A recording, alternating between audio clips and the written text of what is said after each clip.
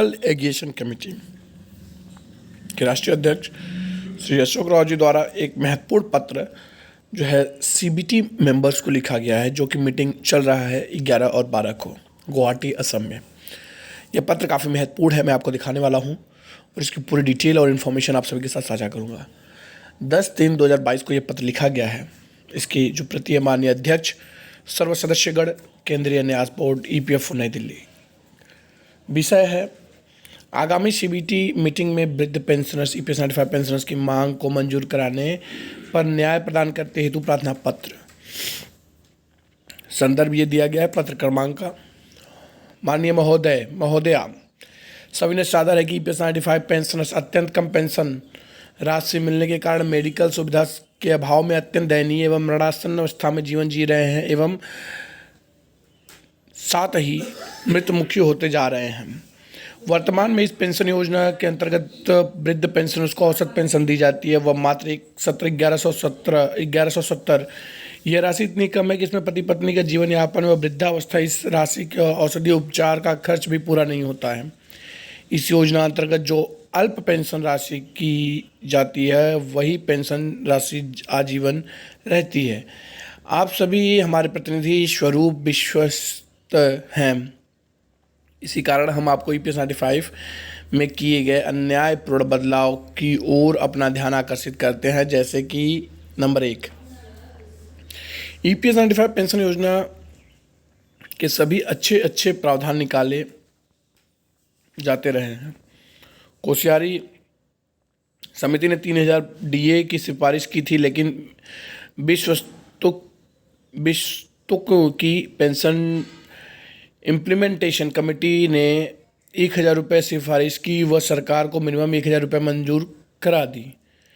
विश्वस्तुकों की hard empowered monitoring committee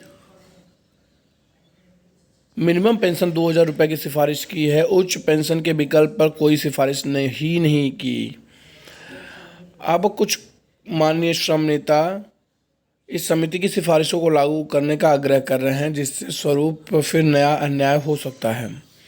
number 4, उच्च pension का मामला विश्वस्तों द्वारा मिल बैठकर सुलझाया जा सकता है, लेकिन उस पर निर्णय न होने के कारण पेंशनर्स को उनके हक के लिए इस विषय में न्यायालयों को शरण जाना पड़ता है। पेंशन फंड में रुपये 5.7 लाख करोड़ की राशि उपलब्ध होने के बाद कॉर्पस बढ़ने के बाद भी EPFO की ओर से कहा जाता है कि फंड स्थिर नहीं है इत्यादि। महोदय, हमारे संगठन NSC ने पीड़ित EPF 95 पेंशनर्स की आवाज़ को सरकार तक पहुंचाने के लिए पेंशनर्स की उचित मांगों को मंजूर करवाने हेतु देश भर में करीब 6 वर्षों से तहसील स्तर से लेकर राष्ट्रीय स्तर तक दिल्ली तक विविध प्रकार के आंदोलन किए हैं। सैकड़ों सांसदों महोदयों द्वारा प्रधानमंत्री जी, श्रम मंत्री जी पत्र लिखे गए हैं। संसद में भी प्रश्न उपस्थित किए गए हैं व संसद में चर्चा भी की गई।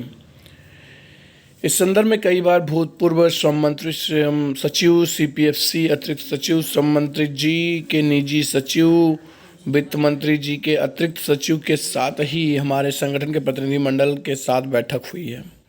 समस्या के समाधान हेतु संगठन की ओर से प्रस्ताव भी दिए गए हैं। पावर पॉइंट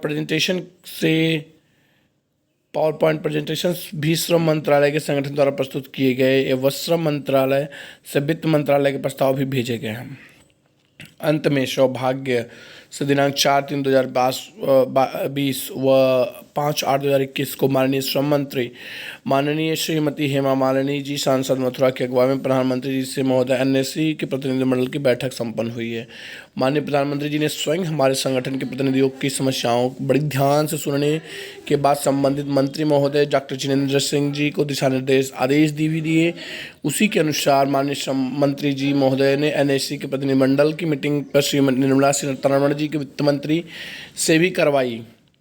दिनांक 8/2/2022 को माननीय श्रीमती हेमा मालिनी जी की अगुवाई में वित्त सचिव महोदय से NSC के प्रतिनिधिमंडल की त्रिपक्षीय वार्ता हुई है, जिसमें माननीय CPFC महोदया भी उपस्थित रही हैं। इस त्रिपक्षीय मीटिंग में हमारी मांगों कैसे पूर्ण की जा सकती हैं, इस पर NSC के प्रतिनिधिमंडल की ओर से प्रभावी रीति से तर्क, तथ्य व प्रमाण सहित दस्तावेजों का प्रस्तुतिकरण किया गया। उत्तरोक्त तथ्यों की जानकारी आप सभी को समय समय पर पत्रों के माध्यम से प्रत्यक्ष मिलकर भी संगठन के प्रतिनिधि द्वारा दी जाती रही है। आप सभी महानुभावों से इसलिए विशेष प्रार्थना है कि अब वह अनुकूल समय आ गया है जब EPS 95 पेंशनर्स को सुरक्षित रखने हेतु आप सभी के सहयोग की नितांत आवश्यकता है। आप सभी हमारे प्रतिनिधि शुभचिंतक व विश्वस्त भी हैं, इसलिए कृपया दिनांक 11 व 12 मार्च 2022 को आगामी CBT की मीटिंग विद पेंशनर्स के मुद्दों पर एक साथ एक स्वर में खुलकर सामने आइए एवं पेंशनर्स को जीवित सुरक्षित व रखने हेतु अविलंब निम्नलिखित मांगों को प्रस्ताव कराने के लिए दिनांक 11-12 CBT मीटिंग में विशेष मुद्दा बनाकर मंजूर करवाकर अनुशंसा सहित सरकार को आगे कार्रवाई हेतु भेजने की व्यवस्था कराइए। यही क्रमबद्ध प्रार्थना है।